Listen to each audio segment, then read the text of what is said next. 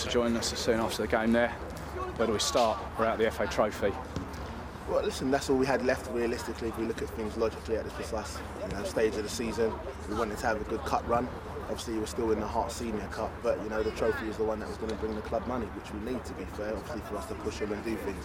At the minute, today's performance wasn't acceptable. The boys know that. Obviously, we've had a long chat about it, but it's a consistent thing at the minute, and I know the next questions you're going to ask me. The players know it's not acceptable, things ain't good enough, and changes need to be made, and we've already said that. The next question I was going to ask you was, you said that was the last thing we had. You're counting us out of the league now.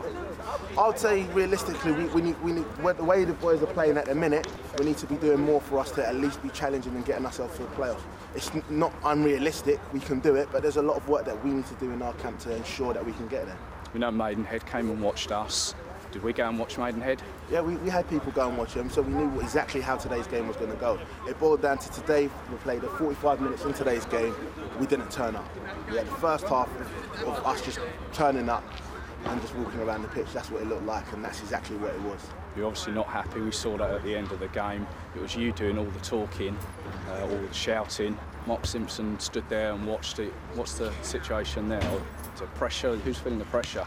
No, I think at the end of the day, sometimes, when it comes to players, they need to hear difference of opinions. We're a management team, we all work in different things. One of us either sits in the stands and two of us stay down, or vice versa. So we have a system that works. And at the end of the day, I'm passionate just like everybody else, like a supporter at the club. I want the club to do well. You say the system works. Does it work? You feel it works off the pitch? Because on the pitch, it doesn't seem to work. I think from the perspective of seeing different angles of what exactly is happening on the field, we need to make sure that we have someone in the stands. That's what I mean by the system. The way the game went, obviously the penalty would have just papered over the cracks. It's disappointing, really. Yeah, game. We can't blame the penalty miss, because at the end of the day, I don't think we earned the right for a replay. I suppose, we got the goal against the runner play towards the end.